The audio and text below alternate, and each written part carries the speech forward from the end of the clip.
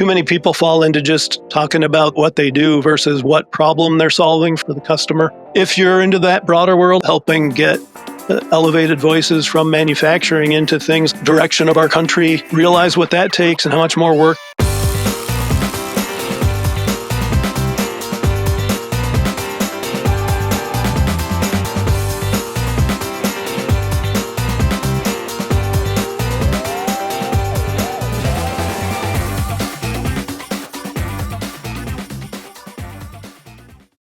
There are a lot of powerful influencers doing a lot of great work to help spread the word about the virtue of manufacturing. And today's episode of the Industrial Growth Institute podcast is focused on one man's really tireless work helping to tell the story of manufacturing. I'm Ed Marsh, your host, and today I'm thrilled to welcome Jim Vinoski to the studio. Jim is an industry executive who has remained active on what he calls the front lines of manufacturing throughout his 38-year career. He's helped companies from big to small, including companies, names you'll recognize like Purina and General Mills, improving their manufacturing operations. But he's also had hands-on roles in making products, ranging from food to plastics and even paint to bourbon. He's a speaker. He's the author of 2 books. His first book, We Need One of These, How Academic Robotics Teams Enhance Public Education and Change Kids' Lives. That's a mouthful of a title. Told the story of how one of the world's most accomplished robotics teams helped with those goals and much more. His second book is going to be published soon. It's titled Inspiring Industry. It's going to tell the story of, or stories of, unsung heroes in U.S. production. But you probably recognize his name. You may not remember from where, but if you recognize his name, it's probably because you've read his Forbes column or caught an episode of his Manufacturing Talks web show and podcast that chronicle today's most important news and innovations and feel-good stories in what he calls the nowhere to hide industrial world. Jim is outspoken about our need to promote manufacturing among our youth and to actively develop the industrial workforce for the future. He's the president of his own industrial advisory firm, Cosgrove Content and Consulting. He and his family live in the heart of industrial America in Michigan. He's an avid bicyclist. He's a history buff, and he's a guy who has a lot to say about manufacturing. So I'm looking forward to this conversation. Hit the bell while you're listening. Share this episode with folks who share our mutual passion for manufacturing. With that, welcome, Jim. Thank you for joining me. Thank you, Ed. It's great to be here. All right. I want to start with a topic that's near and dear to my heart. I'm a veteran, and I tend to be a sucker for stories about programs for veterans. So your recent discussion with Mike Rowe about his partnership with Pure Talk to help vets get education, skill trades, caught my interest. Not only, obviously, is Mike Rowe a marquee name and a huge advocate for manufacturing, Pure Talk is an interesting company I hear advertised, but don't hear a lot about. And so this strikes me as a fascinating program. Talk about how you got involved with it and what you learned about it. Okay. Well, before I talk, thank you, Ed, for your service and for helping keep me and my family safe through your efforts. Thank you. I'm not a veteran, but I have the utmost respect for guys like you and the women alongside who've sacrificed part of their lives to to keep our nation the free and viable entity it's been here for hundreds of years now. So anything I can do to help veterans, I'm more than happy to sign up. So it was just an absolute honor and joy to partner up with Mike and with Pure Talk to talk about what they're doing to advocate trades for former service members. And well, it was interesting. Tell us about it. Yeah. So Mike himself put it best. He's like, he got tied up with these guys through some sponsorship stuff for his new show. And he himself said, you don't think about a wireless outfit, number one, being at all involved in trades. And then number two, it's not obvious what their veterans involvement would be, but it turns out they're a veteran-led company. So that's where that passion and advocacy originates. And then they just saw what Mike was doing and decided, this is a perfect avenue for, supporting our peers in the veteran community. And they realized the tie, and Mike did too, about what trades and military vets just naturally have in common. So it progressed from there. And now they're partnered up, talking it up and getting money flowing to veterans to go into skilled trades. And the program basically sponsors education for transitioning veterans who are interested in skilled trades. Yeah, it's really tied in with the MicroWorks Foundation, which Mike established after his successful run at Dirty Jobs, where he had gotten that passion for what people do in the hands-on work of making our country run, Right. what they go through, what they experience, and what they need. And of course, obviously realizing that we face this triple whammy around not having the people, not having the skills, and having this big gap Right. between the last generation that had trades and manufacturing jobs held out as a positive career option, and that was the baby boomers who are now either already retired or fast retiring in droves. Well, thank you for using your platform to help tell that story and to talk about manufacturing. If we back up a bit, I want to emphasize the fact, I think it ought to be clear from your bio, but you're not some finance guy who decided to support manufacturing because you felt guilty after shipping a bunch of jobs overseas for years. You spent 30 years on factory floors, 15 years at General Mills, several years modernizing a bourbon distillery, 10 years in the dairy business. Give us the short version of your experience as a plant engineer, plant manager, and manufacturing consultant to give us that context and credibility. Yeah, it's a two-sided coin for sure. Anyone who's gone through it knows, number one, there's nothing to compare around having meaningful work happening every single day that you're on the job and having new and exciting things happening. It's just a challenge. It's where you're never going to be bored. You're never going to lack for things to do, and you're never going to Although some days you not may be wish you challenged, could right? be. Pardon? Some days you may wish you could just be a little bit bored today. Well, and that's the flip side because like you said in the intro, there's no hiding in the manufacturing world. You're either Right. making stuff and making it efficiently enough where the price that you have to get, you get from a willing consumer. And so you miss on any of that, you're going out of business. Right. And so it's to me, I call it the crucible of the business world. And I've had those moments like you were alluding to where I'm standing there thinking there's got to be a better way to make a living, right? But then I realized as I got to, 2 decades, 25 years plus doing this, how I was still revved up to be on the floor, to talk to folks who were doing the tough work, Right. and how much of a blessing it had been through at that point, most of my working life. And now I'm expanding on what I can do to not only play it up for people coming behind me, but also bring back more of those jobs. We let too Sure. many of them go, and we made some really dumb policy decisions, and we need to reverse course and be. Well, I was going to say be makers again. That's not really true. We were never not makers. We just let a lot of it go, and we need to get a lot of that back. And in August of 2018, you decided you were going to step forward. You were still working your day job or day and night job, 60-hour a week job, whatever it, typically is in manufacturing. But you got your first byline on Forbes talking about manufacturing. How did that come about? Yeah, I say it was the hand of God because I had long been very involved on LinkedIn. I just found it to be a marvelous place to meet people who either were like minded and enjoyed having discussions like we're having today, or people who wanted to know more or had an interest and just really casting the net wide to start that advocacy. And yeah, one day I'm on LinkedIn and a recruiter I'm connected with reposted a post from one of his recruiter friends out west. And she just said, I'm helping a New York City friend of mine. She needs someone who can write magazine length articles about manufacturing. Here's my email address if you want to know more.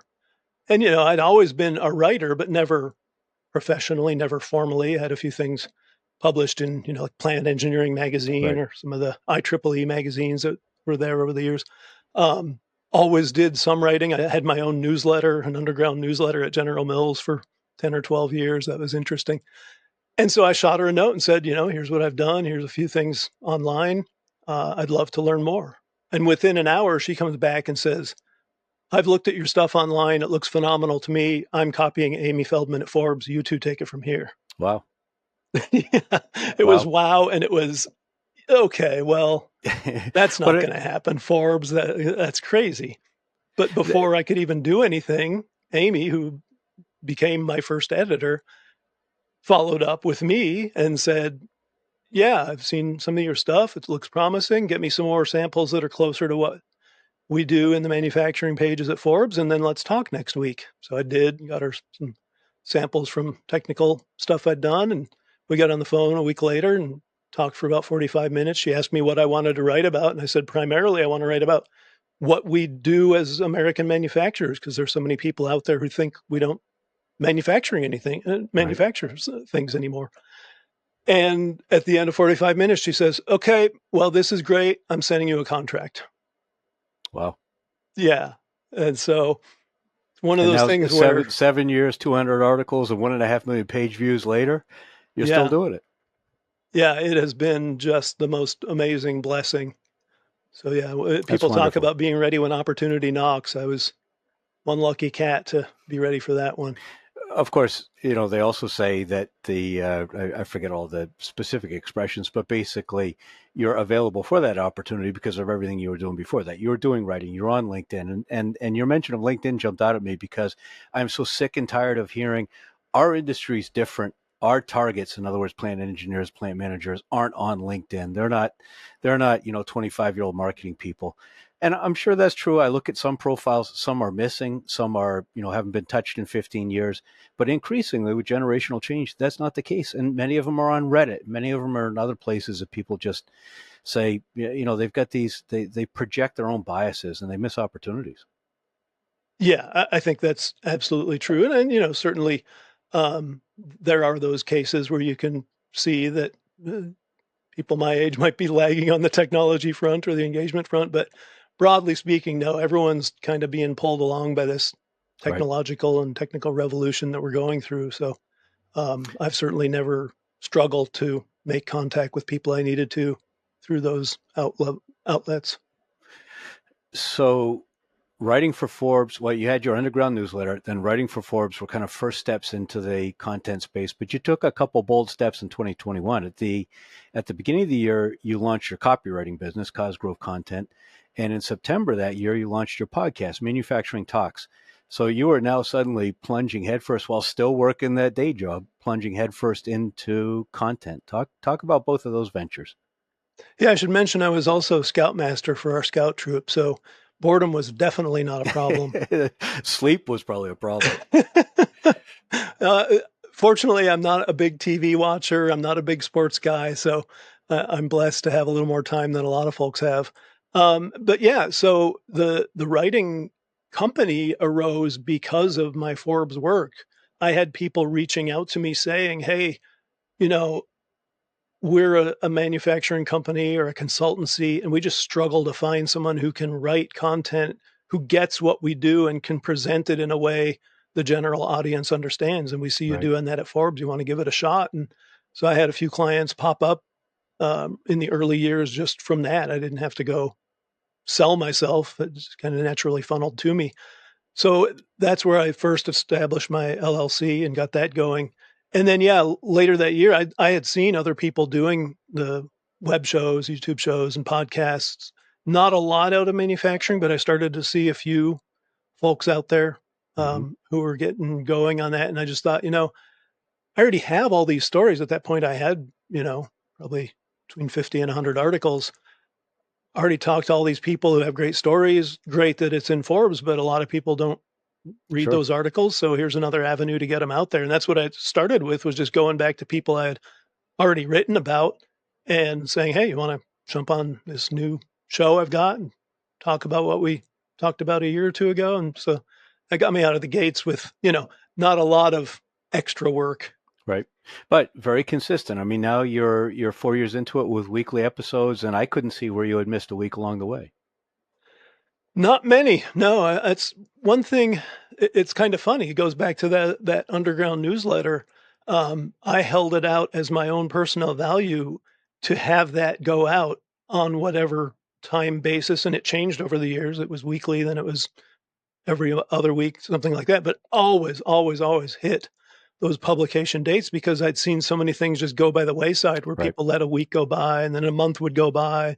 And then, you're into 3, 6 months one's not gone out and you just give it up. Yeah, So it's almost getting that, embarrassing to restart it at that point. So people say, well, I'll do something different.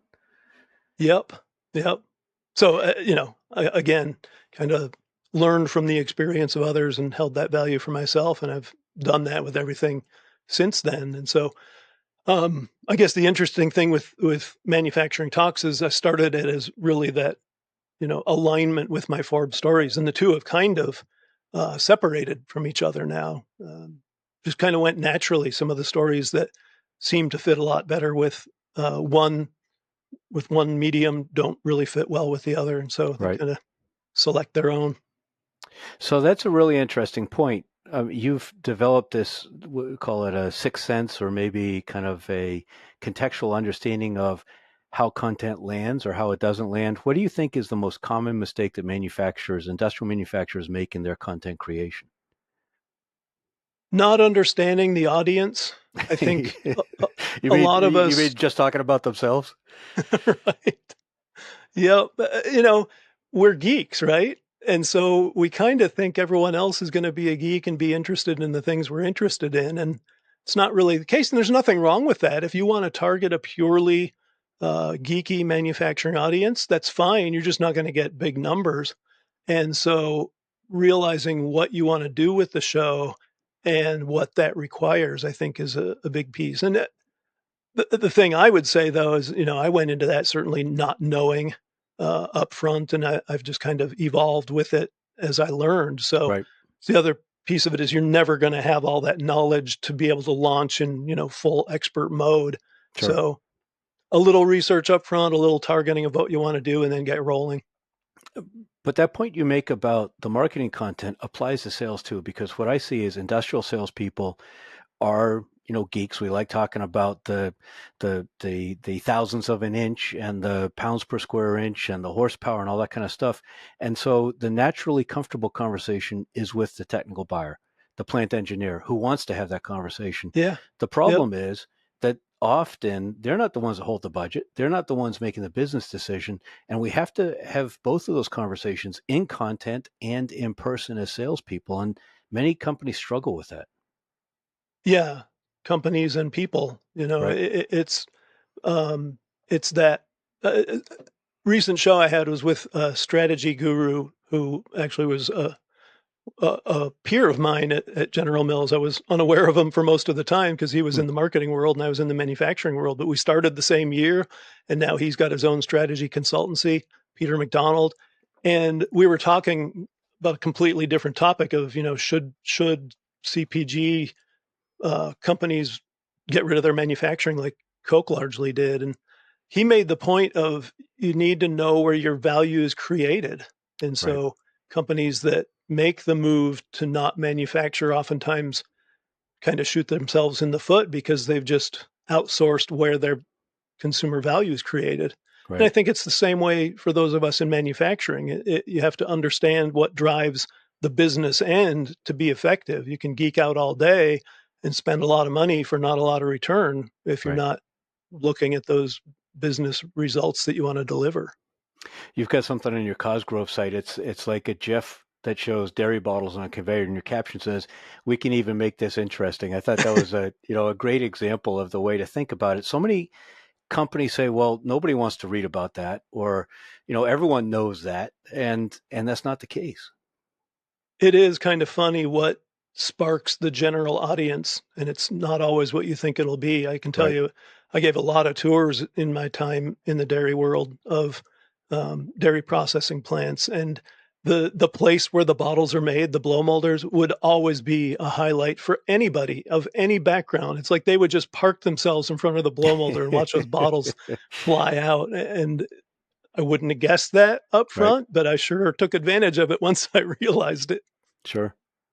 So underlying all of your content, underlying most of the work you do these days, and a lot of we're going to talk more about policy, but a lot of the policy thinking and writing that you do is really this theme of reindustrializing the U.S., reinvigorating and celebrating manufacturing here. So obviously you came from that manufacturing background, but there's a lot of people that come out of manufacturing that don't get out in front of everyone talking about it all the time? What prompted you to become so vocal and energetic about it? Well, it's kind of interesting because it really started as separate threads. So I've also always been very interested in politics personally since the very beginning of my adult life. And I'm a staunch conservative leaning libertarian. I've read a lot of the Austrian economists, that kind of thing. And they were very separate pursuits for most of my time. And then it was really in the last 5 to 10 years as I looked at the reality of what was going on in manufacturing and then some of the ideals held out from my kind of political leanings and realized, there are things that aren't coming together here. I was a Right. staunch free trader and defended NAFTA and some of those early moves to kind of open up global markets. And I still believe as an ideal that that's the way to go, but we don't live in an ideal world. And so having those come together and realizing, there are policy reasons that we are 0.04% of global shipbuilding now, or that we make 3% of the apparel we wear here in America. There are things in free trade in some areas of manufacturing that not just don't work, they've utterly destroyed whole swaths of industry. Right. And to not realize that, to hold out the ideal and continue to quote, Hayek and Mises at people and think that's going to fix things is kind of wrong-headed. Right. Yeah, there's definitely the reality. You have to address both the theory and the reality.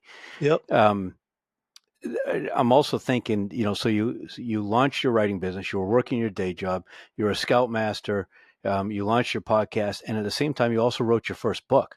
I mean, how long did that take for you to get written? Yeah, the first book took a while. It actually started from a Forbes article. I wrote an article, geez, 5, 6 years ago about first robotics. Um, a lot of my ideas come from PR people who want to get their particular clients, on the pages of Forbes. So understandably, and that's where that one came from. But along the way of doing it, so I got connected up with the founder of First. That's Dean Kamen, who invented the Segway, Right. serial inventor and entrepreneur, very incredibly brilliant guy. And we're just chatting about robotics and I made the point, hey, I'm aware of these programs. I'm not an expert by any means. I know our community I live in has a pretty good program. And he's like, oh, where do you live? And I said, I live in Granville, Michigan. And there was a very uncharacteristic silence from Dean. He's not one to go quiet normally, but he did there for a moment. And then slowly he says, well, no, you don't have a pretty good program. You've got maybe the world's best program. So Wow. maybe you ought to go talk to your coaches. And so I went looking, got connected up with the head coach, a guy named Doug Hepfer, and interviewed him for the article and, put that out there and went along my merry way. Well, another year and a half goes by, and Doug came back to me and said, um, Mike, Mike Everly, my fellow coach, and I think our story should be a book, and we want help writing it. Neat. And so we got together then. And at the time, they wanted to get it done in a big hurry. They had a new school we were building here in the community, a new middle school where they put in what is the most amazing robotics center you will ever lay eyes on. Hmm. And they were wanting to get it done before that grand opening. And we worked, and I thought we were going to make it, but we got right to the deadline and weren't quite there. And then it just kind of went into hibernation mode for a while. And we'd trade notes every so often, didn't make a lot of progress. And it was literally a couple of years of doing, on my end, not a heck of a lot of anything. I had done a lot of upfront writing and again, had the book mostly done. But then last fall, they came back and said, yeah, we've developed the last couple of chapters. Let's get back together and get it out there. And it was back into full court press mode and got it published in January. There are neat stories about those programs. A friend of mine, Dan Alford from Houston, runs Arc Specialties. He's actually been a guest on this show as well. Yep. And he's primarily in the welding automation space, but not exclusively. Does a ton with robots for a variety of different applications. And it contributes really an incredible amount of resources, money and time and advice and inspiration to several programs in his area. It's neat stuff. Yeah, it's amazing. I got to do that very quick and hands-on kind of learning about what our local program was doing, and from that, got to learn the broader robotics, academic robotics world, and it's phenomenal stuff. We talk a lot about skilled trades, but there's a whole other angle of getting youth involved in STEM and Sure. technical Right. pursuits that is just irreplaceable now. Right. So this idea of mentoring young people seems to tie in with this serious commitment you have to Boy Scouts. Talk about your association with Scouts.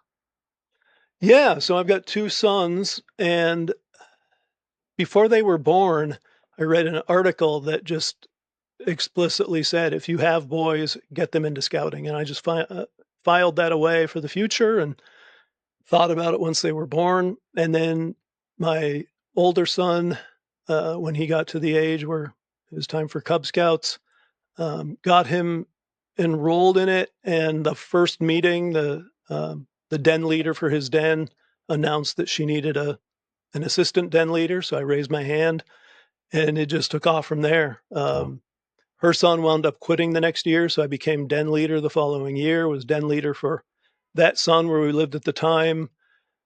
We moved to Michigan kind of in the middle of his Cub career. My younger son was just getting started, and it so happened that where we moved, my older son's den already had a leader, but my younger son's new den didn't. So took over that one, had them all the way through their Cub career. As I got to the end of my Cub days, the scoutmaster we had at the time announced that he was stepping down and approached me and said, "You're the guy. You want to take over?" So I did. And yeah, spent 4 years through most of both of my sons' time in the troop, and just stepped down a year and a half, 2 years ago. I'm still an assistant scoutmaster. In fact, I'm leading a high adventure sailing trip the week after next with my younger son. My older one and I did it 6 years ago, so I get to go back and oh, that's sail neat. That's Lake neat. Michigan and Lake Huron on the Retriever, the Scouts' 52-foot catch. I'm sure that creates a lot of great memories. I'm sure you Oh have my some gosh, with your it's older son, yeah. and I that's hear neat. about people who get so caught up in work and their pursuits they miss out on what their kids have done. And Right. scouting has just always been central to what the boys and I have done as they've grown up. And they've had other pursuits. I've tried to support those the best I can, but that one constant's always been scouts. Do Scouts have a robotics badge now? I don't think so. It feels like it might be an Hmm. interesting addition. I'll have to look Uh, that up. I haven't paid too much attention to merit badges here in the last year or two because both my sons have right. progressed to where they're not picking up. Yeah, I'll look at that. That's a really great point. If they don't, they should. So maybe I'm imagining a connection, but Scouts and manufacturing, particularly manufacturing in the kind of family-owned, privately held company, the stories you highlight where it's the anchor employer in a community, they both feel like vestiges of something we might have thought of kind of a simpler, better world. Is that just a romantic view that I have through the patina of time, or do you think there's a connection there? I think there is an element of romance to that is a very positive one. And I think it goes to that hands-on doing.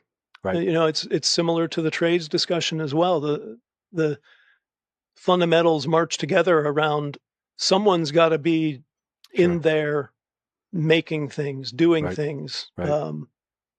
being in the real world. You have all this talk about a service economy, but a service economy can't make anything, right? Right. The manufacturing is going to happen somewhere.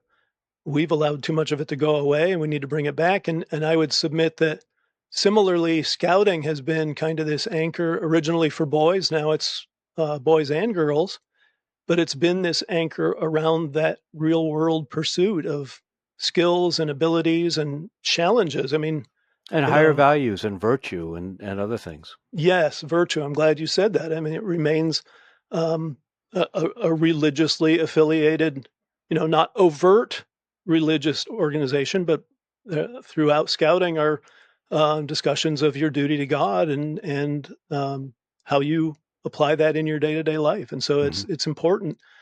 And I think it is just anchoring, like you said, um, kids to those things that might be difficult and might not necessarily be what they would pursue on their own if left to their devices. Now, Sure. today devices is way too literal because they're all on screens all the time, Right. and so that's one thing I think has been a huge positive in recent years. Is scouting gets them away from that and gets them out into the woods and out in a tent or in the rain, in the cold.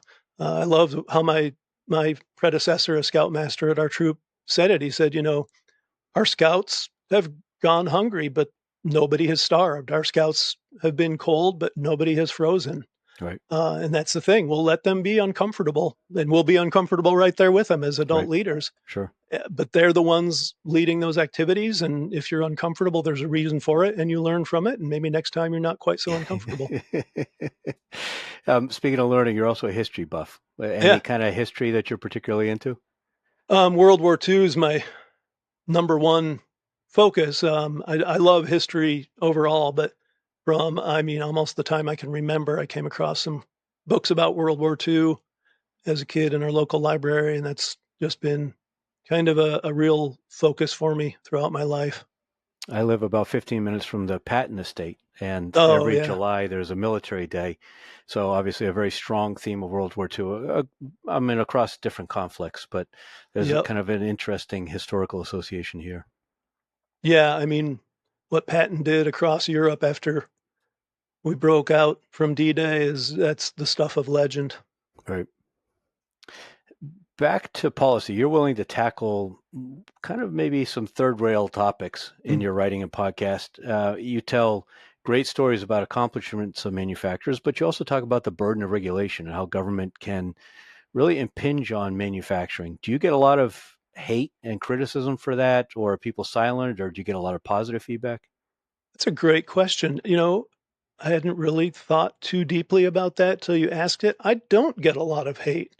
Well, I get some good challenges. I get some people who are adamant that I'm wrong-headed and will endlessly list the reasons why. And, the ones who have value add to the discussion. The ones who don't won't hear the other side. right, And so I just walk away from those discussions because they're not discussions at all. They're just sermons. right, But I think a lot of people are coming to realize that there have been these ideas promulgated in recent years that reality has shown, some of them are just outlandish, but even some that, may well have some basis in reality aren't quite as dire or as in desperate need for our investment as they're held out to be. And right. so I think there are people who, by virtue of seeing those predictions not come to pass, for example, have realized, yeah, maybe we should be discussing these things a little more upfront and being a little wiser about where we're pouring Sure. our increasingly debt-driven dollars. One of your most read articles on Forbes talked about the impact of the German government's energy policy, Yep, and then the resulting high energy costs and the impact on their celebrated industrial base. Have you read the book Kaput that was recently published? I haven't. It talks about. I mean, I don't necessarily agree with the premise. I mean, it says the biggest problem German manufacturing has is they didn't embrace EVs early enough. I think embracing EVs actually eviscerated German manufacturing. But it also talks about the peculiarities of the banking system. It talks about Schroeder's, after he left office, how he established such close ties with the Russians and Hmm. Gazprom and created a lot of the problems that then have led to the energy crisis and pricing in Germany. Maybe worth a read. It's an interesting read. Um, Yeah, I definitely want to check that out. I've done quite a bit of reading on that because to me, Germany and I think UK as well are canaries in the coal mine of kind of the net zero um, ideal that's held out and what its reality um, becomes. Right. And there's now ample evidence of where that leads. And yet, not a lot of backpedaling yet in either of those countries around getting back to sensible policy. And, you know, the sadly um, silver lining for America is we're getting business from those two countries because of them driving their manufacturers away. But we also have The this huge sad, advantage. Our natural gas prices are among the lowest in the world. And yeah, for any energy intensive manufacturing, that's a huge tailwind that we have. It doesn't feel yep. like we've leveraged it as well as we could have. Well, yeah, and there's a lot of work yet to be done. You know, I think the current administration has made a lot of positive moves to back us away from a precipice that we were approaching, kind of right, you know, behind the UK and Germany doing the same things, and now we've backed away from that. But still, federal policy isn't where it needs to be. We've not even begun the radical deregulation I think we need to do to get industry back on track.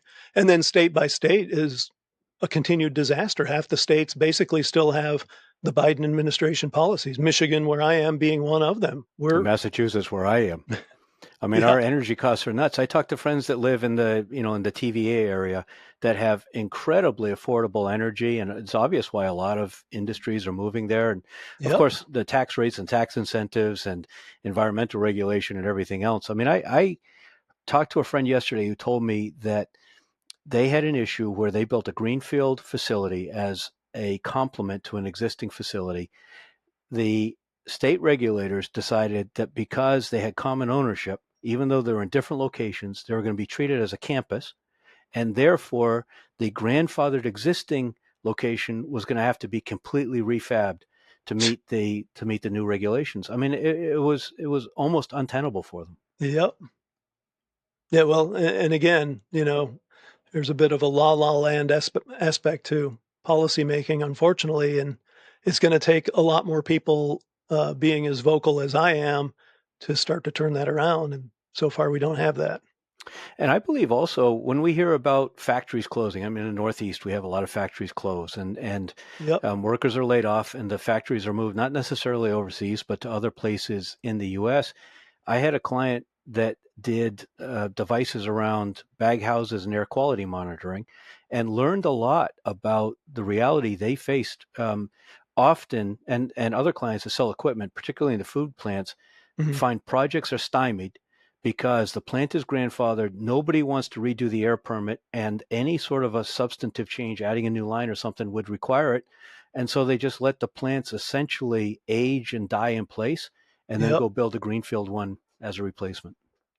Yeah, it's crazy. And you'd think with the experience we've had in the Rust Belt that we'd be re-evaluating some of that direction. But yeah, too Right. many states so far are just going down the same path. You mentioned your libertarian streak, and it's evident in your body of work. I know you spent some time with George Mason. Did you end up at George Mason because of the libertarian economics view, or did GMU shape that view for you? I landed there because of it. There was one of the very earliest online courses offered back in '97, I believe it was, out of George Mason in economics, and it was a unique take. It was um, evolution as economics, basically. Hmm. So that kind of self-assembling order that you see in the economic world, mimicking what you see in the natural world. And it was phenomenal. It was led by a now friend of mine, a guy named Professor Howie Bacher, who's out of Towson. He's now retired, I believe, but he had gone to George Mason and did this class out of there. And it was just stupendous. You look at online classes today, and they're still talking about how to do them effectively. In fact, I just was involved in a discussion about the failures of the COVID years around online education and how it didn't work in so many cases. Right. And the author of this post that I was responding to listed out a number of things that made for effective online education. And I commented, well, it's a shame they didn't get Howie involved because he had pretty much all these boxes ticked back in '97. So Wow. it was probably the most valuable course I have ever taken in my life. That's fascinating. Um, and then became independent study for me really through the rest of my life. I continue to study economics and incorporate.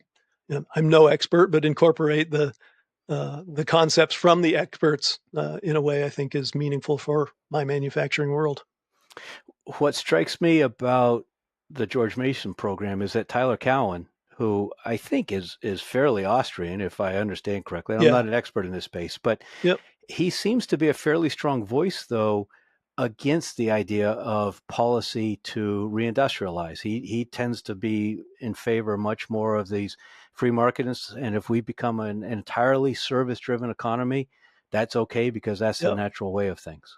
Yeah, there's a number of them in the libertarian and Austrian world with that idea. And I have been countering it because, again, it's this idealized view of the world. Right. And it's like in their conceptual thinking, there's no such thing as dumping or insane subsidies to specifically target other countries' industries and drive them out of business. I mean, you look at there's all this discussion of rare earths, and I've written extensively on rare earths. The previous manifestation of what's now MP Materials, Mountain Pass, out in California, was driven out of business by the Chinese, specifically targeting to drive that Really? one last bastion of rare earths that America had out Wow. of business. And that kind of thing just doesn't exist in the libertarian world. And it's Right. that divorce again between the kind of sanitized ideal world of concept versus our real world that we actually live in, where people can be bad actors. Well, we may be getting ready to watch the other end of that spectrum play out in New York City. The Yeah. difference between beautiful theory and messy reality. Yeah. Um, Except in that case, it's not beautiful theory whatsoever. well, I agree. True. Um, so you're in the Rust Belt, as you mentioned. Um, it seems like manufacturing is coming back to the upper Midwest, but it also Yep. seems more broadly distributed. I mean, I hear interesting stories from places I don't traditionally associate with manufacturing, Austin, Indy, others like that. Do you see is this resurgence truly national, or is it focused in certain markets? Right now, it's truly national. I think we run the risk of it becoming concentrated because of the policies that differ Right. state to state and region by region. Right now, for example, Michigan is doing phenomenally with bringing industry back. And where I am in Grand Rapids is one of the fastest growing areas of the country. And a big chunk of that is bringing new industries in. Hmm. Um, and like you said, there's places that were never industrialized or very little industry in the past that are now becoming heavily industrialized. So I think because of kind of the groundswell of things coming back and growth in manufacturing right now, it's broadly based, but I just think there's going to be this natural sorting as the Trump administration continues to whittle away at some of the crazy policies and the blue states continue to double down on that insanity that Right. it will necessarily drive industries to the places where they're welcome. Changing gears a little bit, for 3 years, as we talked about, you had two full-time jobs basically. I'm always Yep. interested in people's workflow. Do you write early in the morning or at night? How do you keep consistency? Yeah, I mainly during my day job phase was writing at night. Again, I'm not a big sports guy and I don't watch a lot of television, so weeknights in particular would be writing time or Hmm. researching time. So go from one job and grab some dinner, grab a workout, and then go to the other job. Do the deadlines ever wear on you? Oh yeah, yeah. There have been a number, and I don't have a huge commitment with Forbes. It started at one article a month, and I was at that time blowing that away because I wanted to get a big base of work Yeah, you were doing established 7 a early. month for quite a stretch there. Well, yeah, yeah. It's now two a month, and two a month with everything else I have going on. Even though I left my day job behind last fall, it's still a challenge. And like I just published my second one for June on June 30, Well, so that happens sometimes. so a lot of stress in what you've done over the years. Being on a manufacturing floor is stressful. Yep. Deadlines are stressful. Is that where cycling comes in for you? Oh, for sure. Yeah. Now Is I've it been a mountain or cyclist, gravel or road or what? road and mountain. So far, I've resisted the gravel, even though I think it's a phenomenal um, new addition to the cycling world. It's just, I have a couple of expensive bikes, and Right. getting that third one hasn't been a super priority. Um, but yeah, I mean, I got into cycling when I was 13 years old, Wow. so long before I necessarily needed stress relief. But I consider it such a blessing. I always say if it weren't for cycling, I'd be as big as a house because I don't have the greatest diet, and otherwise, if I'm not cycling, I'm not doing a heck of a lot more. But How many um, miles a year? oh geez, I don't know what I'm doing now. Probably a few thousand. I took my bike off the road when I get hit for the third time. I put it on a Mm, trainer in the garage, and I use Swift, which is good because yeah, it's relatively flat where we are, so I do more elevation. But I yep. do miss being outside. I've thought about trying to get a gravel bike. I like the fact I could send my last email, put on my shoes, open the garage door, and start as opposed to driving somewhere. Well, I'll tell you, I got huge into mountain biking in the kind of turn of the century years. Um, when my kids were born in '05 and '08, I didn't touch the mountain bike again until just 4 or 5 years ago for that Hmm. very reason. Even road biking became a challenge. I actually got into running specifically for the efficiency of it. Right. And then I also had learned that having just all non contact uh, efforts was actually not ideal because you don't get that jarring your body needs. And sure enough, when Yep. I started running, I was a pretty brittle 40-year-old. And by the time I ran a few marathons, I was pretty well back on track. And now Have you mountain biking is doing that for me. have you tried rucking? I have. I actually talked about that with Mike Rowe. Oh, really? He's big into that. I got in. A friend of mine mentioned it to me probably 8 years ago, and I looked at it then and didn't do anything with it. But then, as running fell away, running was my main winter activity here in Michigan. I try not to bike outside when it's Sure. snowy, and I hate the trainer myself, so I'll do it, but grudgingly so. And so I came back to rucking about 3 or 4 years ago, and it's now totally my main focus during Wow. winter. And last winter, I had it as my target and achieved it right as my rucking season ended. I did 10 miles with a 60-pound pack. Oh, that's great. Yeah, typically I just do 30 pounds. My 60 and 100-pound rucksack days are behind me. They were in the Army, but Yeah, 30 pounds does I enough. think I'm And headed there myself. so wrap up with biking in a second, but recording this July 2nd, I guess it is. I think the Tour de France starts on Saturday. Do you follow that? I mean, for me, I can't compute somebody doing 300 watts for 150 miles. Oh, It just, I don't understand it. well, yeah, I've had a number of kind of educational moments when it comes to my ability versus the ability of the real stars. One of my earliest ones, I got into road racing right out of college, and just so happened I moved into a town in the middle of freaking nowhere, Mississippi, Columbus, Mississippi. No offense, loved it there. Thank you guys. But I mean, I wanted to start cycling, and I'm looking around. There's not even a decent bike shop in Columbus at the time. So I look over at Starkville, the college town 25 miles away, and there's what looks like a decent shop. So I go over there and talking to a guy who turns out to be the owner, told him what I'm up to. And he also turns out to be like racing guru. And he's like, "Where do you live?" And I said, "Over in Columbus." And he says, "Well, you got two of the best road cyclists in the Southeast US. So go look for them." I thought maybe he was kidding me, but no. Sure enough, one of my next rides, here come these two guys all kitted up, going the other way. They wave, I wave. Then they come back for me and haul me out and thrash. And I wound up training with those guys, and they made me as good a rider as I ever was.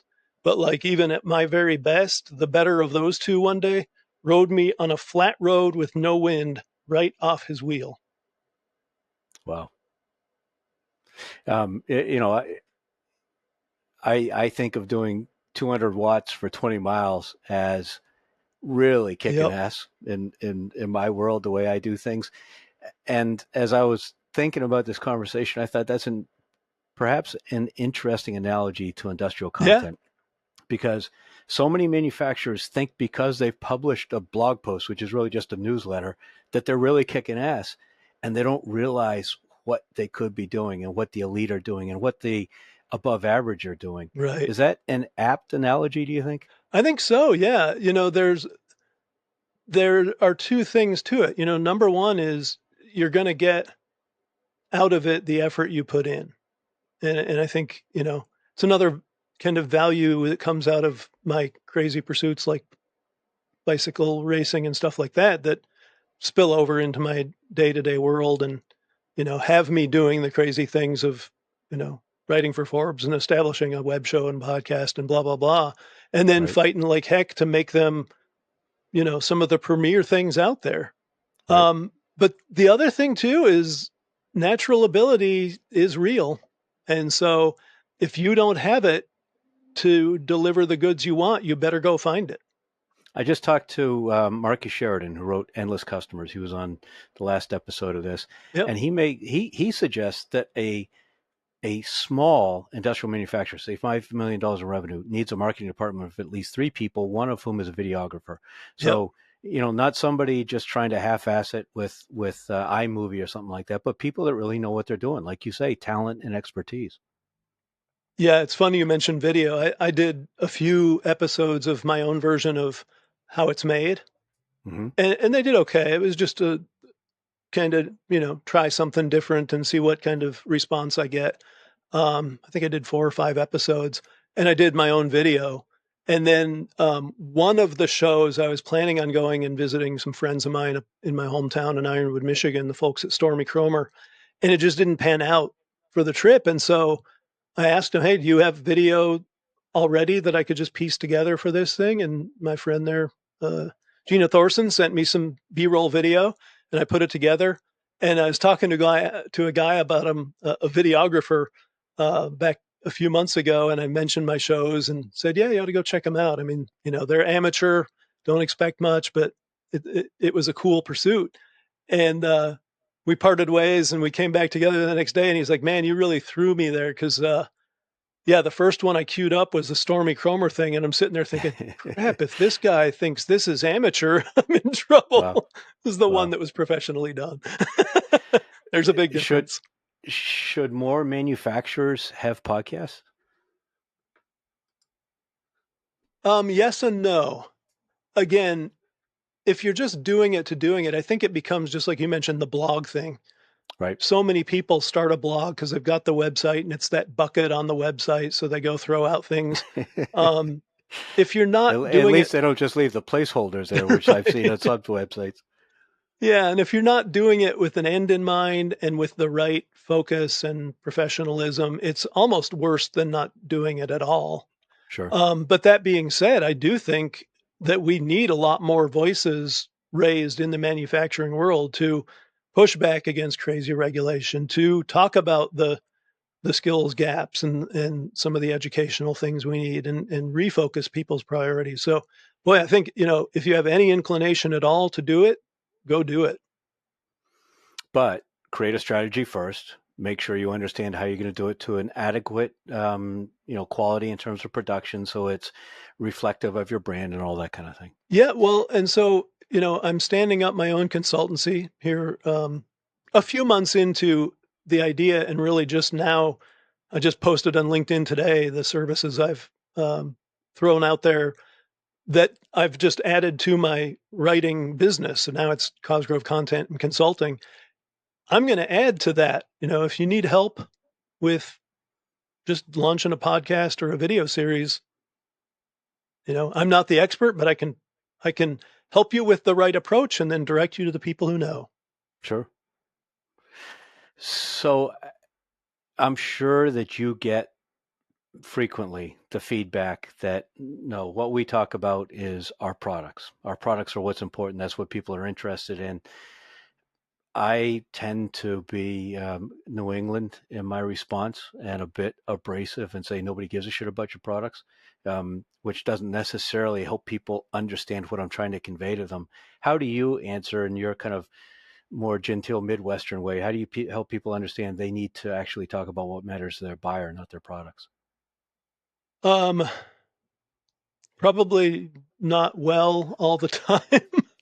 I can get a little abrasive myself. People will talk about that. I've tried to be um, more tolerant in recent years and be more constructive. And I think that's definitely the right approach with it, is to say, here's why, and just try to lay it out for people. Again, going to that earlier comment, there are those people who don't want to hear what you have to say. And I don't waste my time with them. But I Sure. think most people are receptive, and I think becoming more so because of some of the difficulties we've encountered, Right. to hearing about different thoughts and correctives and things like that. So that's the way I try to kind of lay it out. Everyone complains about recruiting and hiring, but I don't see a lot who visualize content as an important tool in addressing that. Do you? Not at all. No. It'll be interesting to see what comes out of a lot of these kind of scattershot trades efforts. Um, I I think scattershot's okay, but given the gap we face, I do think, you know, for example, a NAM, National Association of Manufacturers, has a part to play in helping address that, and I'm not seeing a lot yet. I have been happy with a lot of what I've been seeing out of NAM lately, so hopefully they'll pick that one up too, just to help try to pull all the disparate efforts together and set some common standards and goals. And what are your thoughts on the confirmation of funding now for the MEPs? I was up in the air for a while. So I stayed quiet. I stayed on the sidelines with that one. I'm gonna be honest. When it came up, I was tempted to throw out there, we are 36, almost $37 trillion in debt, folks. And the notion that our federal government should be out there funding this stuff instead of manufacturers doing it for themselves is wrongheaded and is part of why we are where we are. Um, I think pulling the funding, though, precipitously would have been a disaster. So, Hmm. what I think would be the right approach would be for us all to acknowledge it's not a function of the federal government. We need to reevaluate everything the feds are doing, because they should be doing a whole heck of a lot less, Right. and starting to whittle that debt down. We as industry should be funding the MEPs. So how do we make that happen? I think the mission they have is the right one, and I think they're delivering value, but it shouldn't be the general taxpayers paying for that. It should be us, because they're our advocates. Hmm. I've long argued that companies need to create their own publishing arm. They need to do it in-house. I like Along that. the lines of what Mark has talked about, I'm actually going to talk to the guy who founded Packaging World magazine and then Mm. sold it to PMMI. He's on an upcoming episode. But that's a bridge too far in many cases. If their marketing budget is a couple trade shows and a couple journal ads, and they've never written content, never thought about creating any significant number of videos on a regular basis, the idea of becoming a publisher is just feels crazy. And I've suggested that it may be better to buy them. And I've talked in the private equity world about a sponsor when they acquire a platform company and think about their bolt-ons, that maybe a trade publisher in that Yeah. space would be a great next bolt-on. But anyway, long-winded background of the question. I believe that it's often unrealistic to find outsiders who can write authoritatively for their buyers. Um, Now, you may agree in principle, disagree in practice because you actually do that. What are your thoughts? How long does it take you to get up to speed to actually be able to write authoritatively for a company? Yeah. That last question is a thought provoking one. I think to be effective at it definitely takes some work. I love the concept of having that ready-made platform that you're talking about, because then you're allowing another avenue of expertise to really serve that niche world. Right. Um, I also like what you said up front, though. Companies need to have that in some regard for themselves. So I think the ideal maybe is that hybrid of having those companies like you're talking about that are specifically manufacturing oriented, serving the day to day needs, but each manufacturer having it as part of that PR side of things that we've got to be responsible for our own content creation and make it effective. But you've got 30 years on manufacturing floors. Yep. Um, I just don't see that it's realistic for no matter how bright and how good a writer, but a recent Smith or Vassar College graduate can't write with authority on industrial manufacturing, even at the business level, much less at the technical level. Right. Yeah. The the the gurus from that content creation side can handle the nuts and bolts of that. It's gonna take the industry expertise to bridge the gap. Because you're Right. right, there's no possible way someone not knowledgeable about what we do in manufacturing can be effective at communicating about it. And So I so, tried. Sorry, go ahead. oh, I was going to say, so identifying those people who are effective communicators, and it's a challenge, again, going back to our very early part of this discussion, talking about the geeks in our world, most Right. geeks aren't necessarily great at writing and communicating. And so, people like you and me have a little bit of advantage of having kind of the foot in both worlds. I've even suggested companies, if they're not comfortable with the idea of becoming a publisher, at least hire a journalist, because a Hmm. journalist is trained how to interview, how to research, how to take information, how to codify it into a thesis and build an argument around it with information they've gotten from people. But even that feels foreign for many companies. Well, one big plus coming down the pike, and it's becoming more effective by the day, is AI.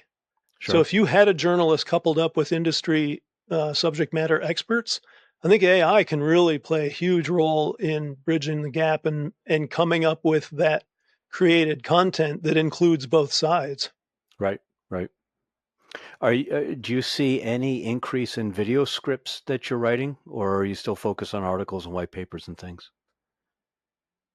Um, I so far have not seen an increase in video. I've heard more discussion about it.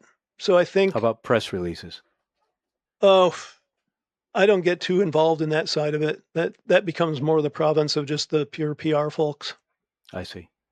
Got But it. yeah, the video stuff, it's almost like we're at the discussion point and it's getting ready to take off in a bigger way.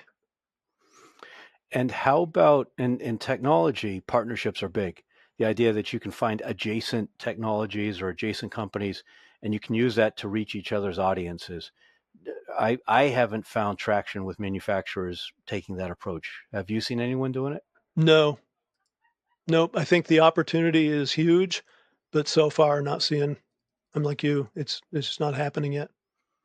And I guess speaking of partnerships, we both need to give a shout out to Matt Hareen at Variable with his Manufacturing Today podcast for introducing us. There's no formal partnership, but he's the one that connected us. We've both been on his show, and we're actually doing complimentary shows. I recorded with you a couple of days ago. Yep. You're recording with me. We'll publish them both next week. So thanks to Matt for connecting us. And Matt had a phenomenal show that dropped the day we're recording this one, talking about casting. So I had a woman on who's an expert in the casting world, and I just wrote an article about a big casting program that IACME is doing in concert with Michigan Tech University, and so that one really caught my eye, and I immediately listened to the episode. So Matt continues to do phenomenal work.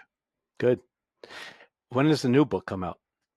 Shooting for late summer, early fall. I'm at the end of my kind of original writing, so just a little background, it came out of a lot of my Forbes articles. I realized a couple of years ago, geez, got all these stories of companies that, going back to what I told Amy that first discussion about wanting to write about what Americans do.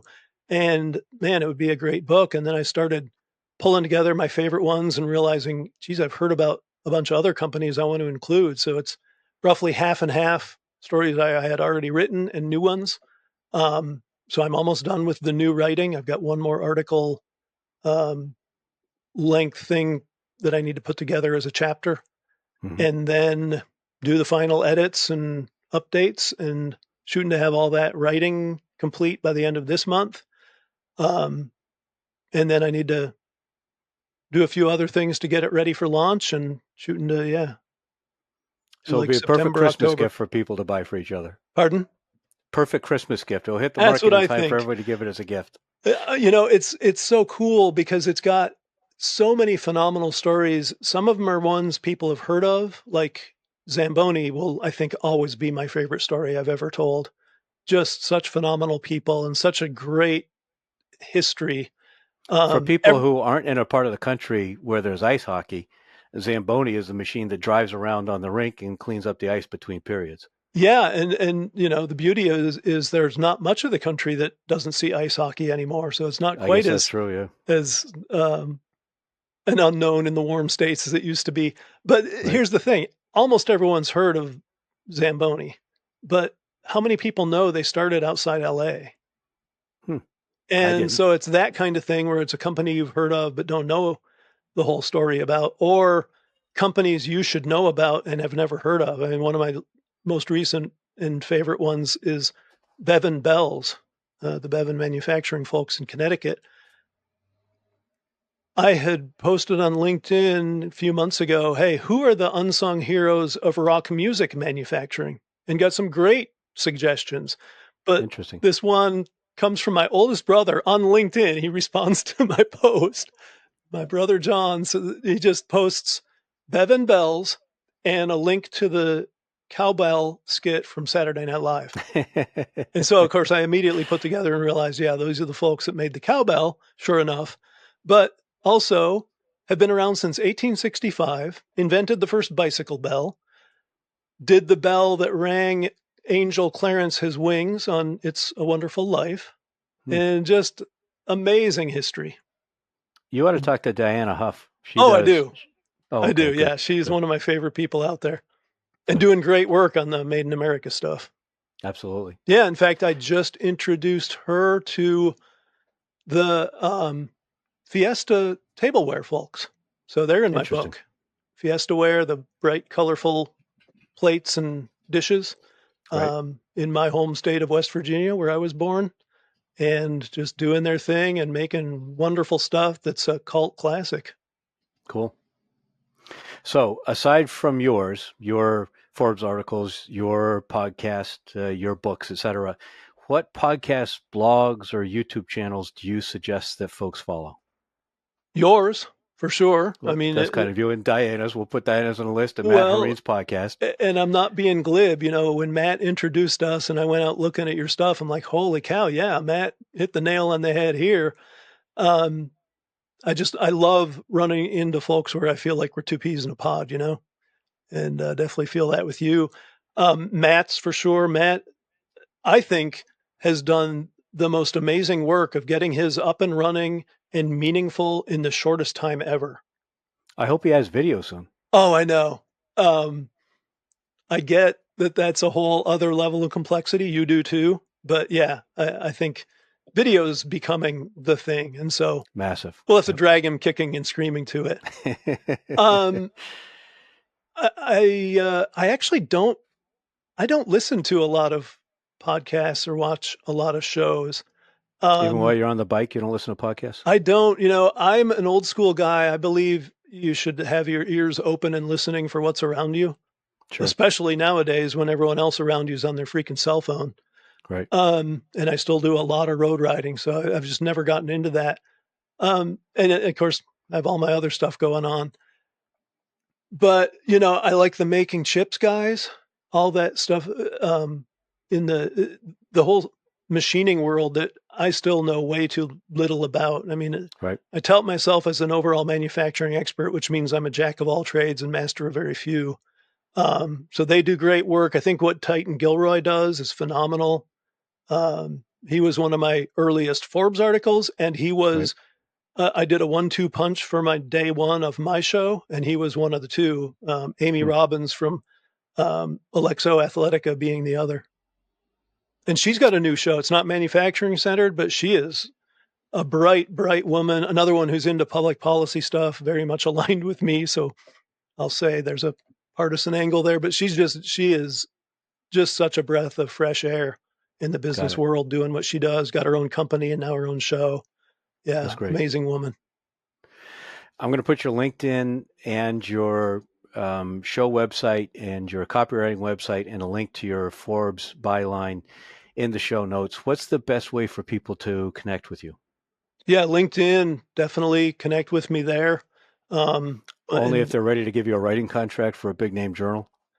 writing contract, I'm still in the early stages of being self-sufficient as an independent. So my consulting business is huge to me. So Jim at Vinoski.net, if you've got a need in the manufacturing world, whether it's continuous improvement programs that actually work and stick around, or a member of your board who's focused on growth and making a long-lived entity out of what you have going on, or writing continues to be a thing I do, content Right. creation in the technical world, and coaching, leadership coaching. I came by it the hard way. I came out of the engineering world where a lot of folks try leadership and don't do so well, and I managed to be successful at it after a number of bad starts early on. So I think that Right. has made me pretty darn effective as a executive and leadership coach in the manufacturing end of things.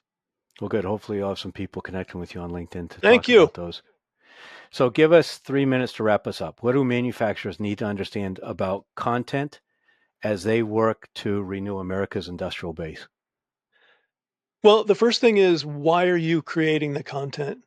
So, it's one thing to create content to tout your own business and figure out then what the need is from your consumer, from your target audience. What do they need to know, and how does your content support that? Too many people fall into just talking about their history, talking about what they do versus what problem they're solving for the consumer, for the customer. Right. If you're into that broader world like Ed and I are, of helping get elevated voices from manufacturing into things like public policy discussion and the public eye, um, direction of our country, then realize what that takes and how much more work it is to be effective at that, and buckle up and go for it, because we need the voices. But it takes a ton of work, even if you're only doing it for your own brand. That's right. To do it Yeah, well, do it consistently, do it right, bring in the outside expertise, create stuff that's meaningful for your market. It takes work. absolutely. But anything that delivers value does, right? Of So course. Right. treat it just like you do your manufacturing business. You wouldn't give short Exactly. shrift to making what you make. Same thing with your content.